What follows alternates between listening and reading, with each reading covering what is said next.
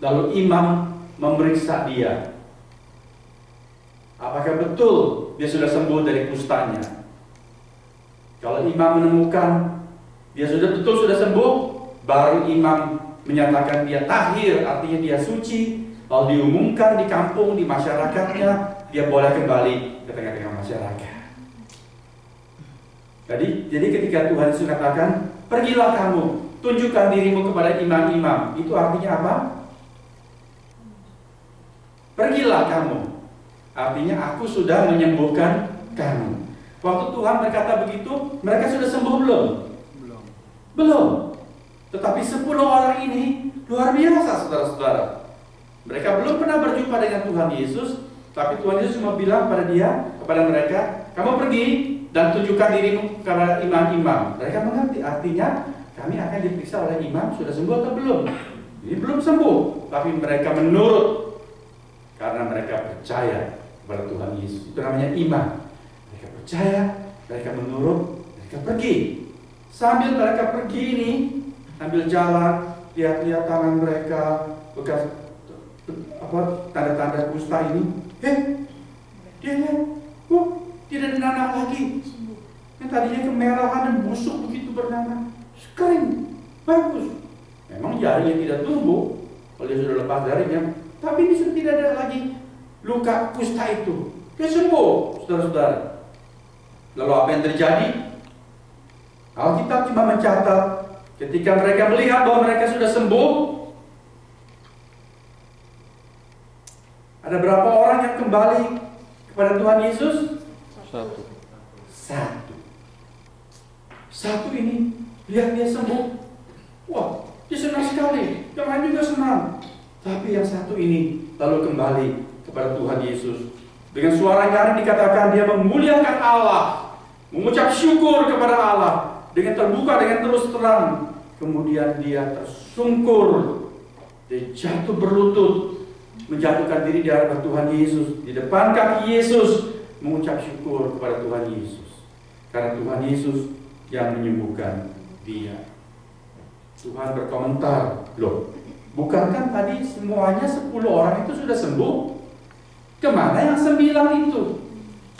Saudara-saudara, Tuhan tidak pernah suruh kita mengucap syukur. Tuhan itu memberikan satu teladan yang baik kepada kita. Kalau kita menerima berkat, jangan lupa bilang terima kasih. Tapi kalau kita melakukan suatu kebaikan, jangan ingat-ingat bahwa kita sudah lakukan kebaikan.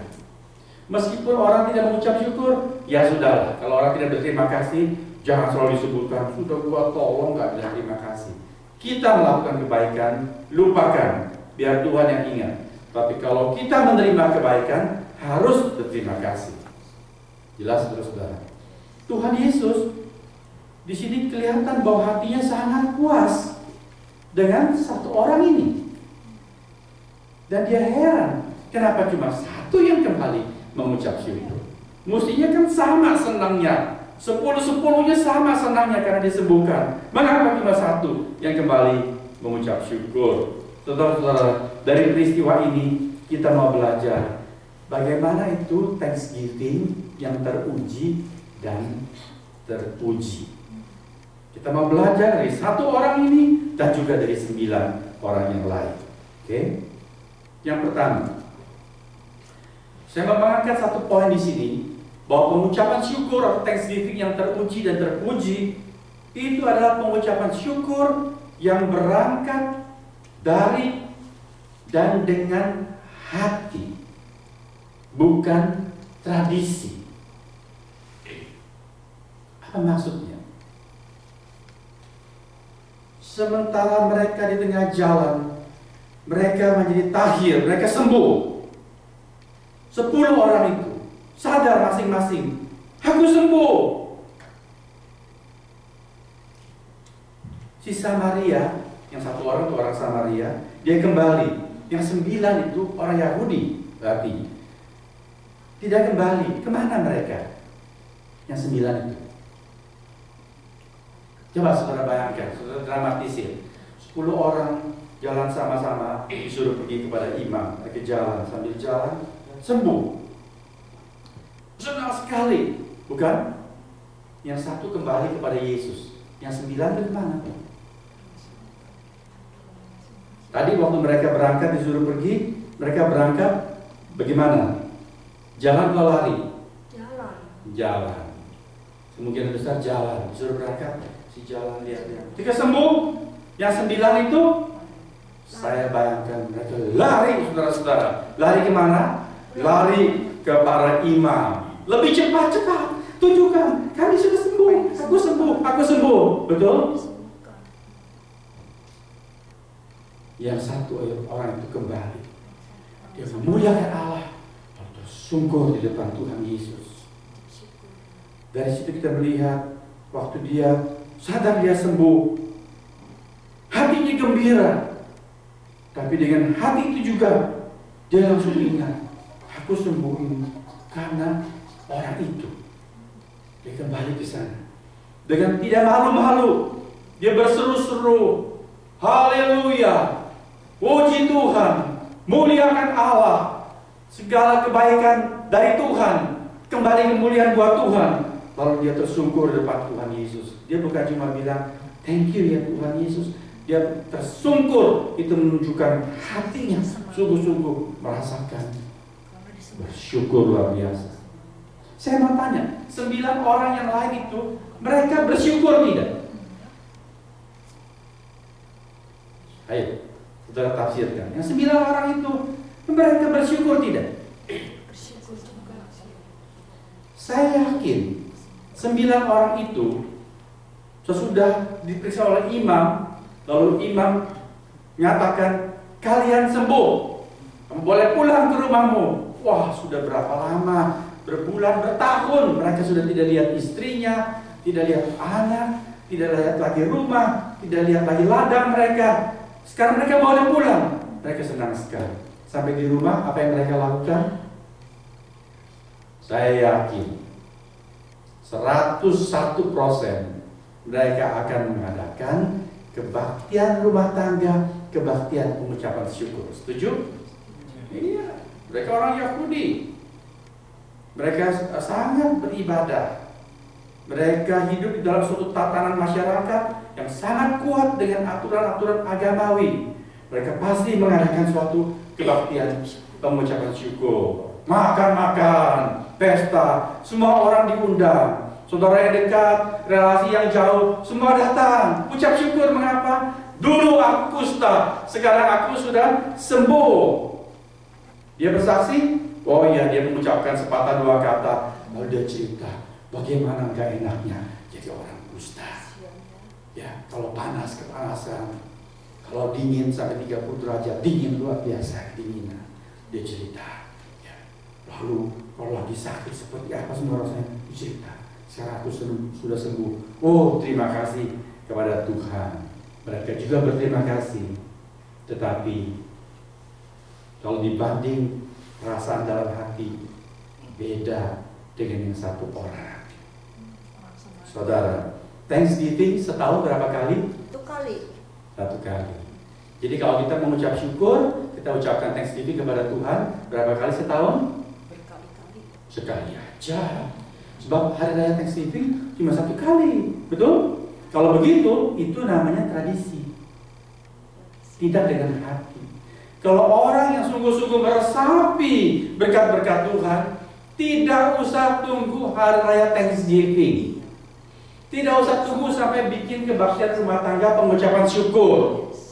Tetapi langsung seperti si orang Samaria ini, begitu disadar sembuh, tidak tunggu sampai momen yang berikut. Dia langsung lari kembali kepada Tuhan Yesus dengan sepenuh hati, tersungkur di depan Tuhan, mengucap syukur kepada Tuhan. Saudara-saudara, Tuhan Yesus mengatakan, tidak adakah di antara mereka 9 itu kembali untuk memuliakan Allah selain daripada orang asing ini. Orang asing ini maksudnya adalah orang Samaria. Orang yang dianggap outsider oleh orang Yahudi. Bahkan mereka bilang orang Samaria itu maaf, anjing. Orang tidak suci. Orang Yahudi itu orang-orang suci, umat pilihan Allah. Mereka sangat beribadah, tetapi heran, yang sepenuh hati mengucap syukur justru yang dianggap orang pinggiran, orang yang gak masuk hitungan. Sementara orang-orang yang sangat katanya mengenal Allah tidak melakukan suatu pengucapan syukur yang berkenan kepada hati Tuhan. Mengapa, saudara-saudara? Di sini suatu lampu merah buat kita, satu peringatan. Hati-hati ketika kita merasa mengenal Tuhan, ketika kita merasa sebagai umat Tuhan, umat yang diistimewakan oleh Tuhan. Hati-hati, barangkali seringkali kita merasa kebaikan-kebaikan Tuhan itu take it for granted saja. Sudah tidak rasa apa-apa yang istimewa. Kalau kita berdoa, Tuhan jawab doa kita. Ya, kita kan berdoa, tambah plus puasa lagi dengan nama Tuhan Yesus pula. Tentu Dia akan jawab doaku. Kita nggak rasa sesuatu yang istimewa.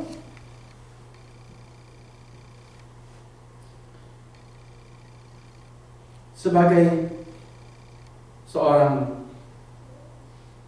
pendeta, puluhan tahun di ladang pelayanan, saudara-saudara, saya kerap menemukan orang-orang Kristen ternyata tidak sepintar, tidak sepandai orang bukan Kristen untuk merasakan keistimewaan kebaikan, keistimewaan pelayanan yang diberikan kepadanya.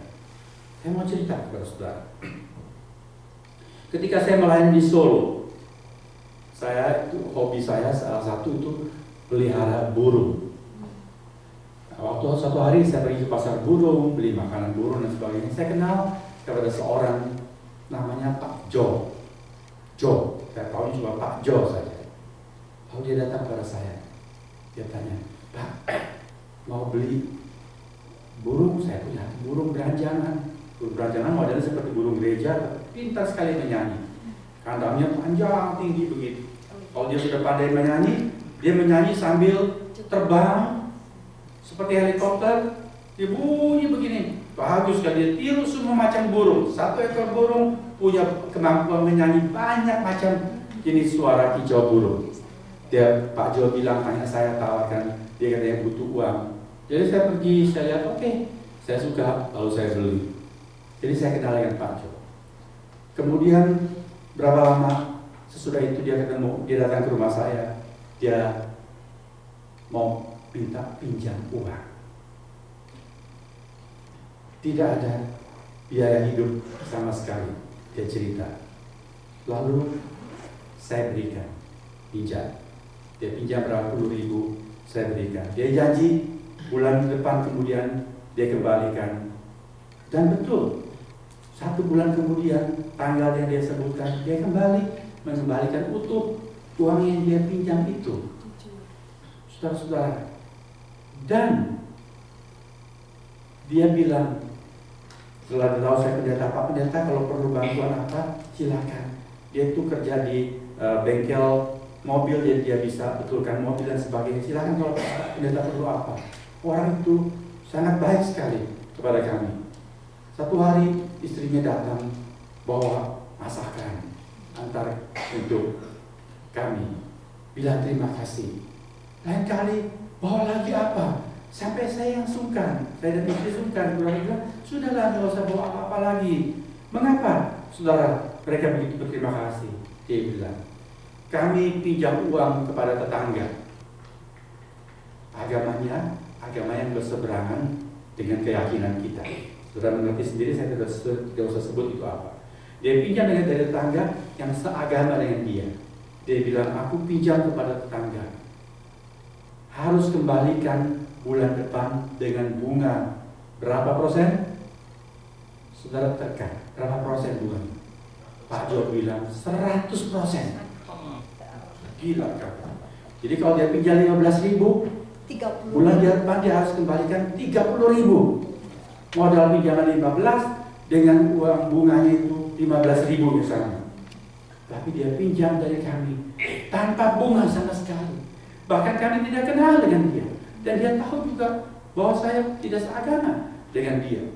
Saudara-saudara, dia dengan sangat merasa begitu besar tolong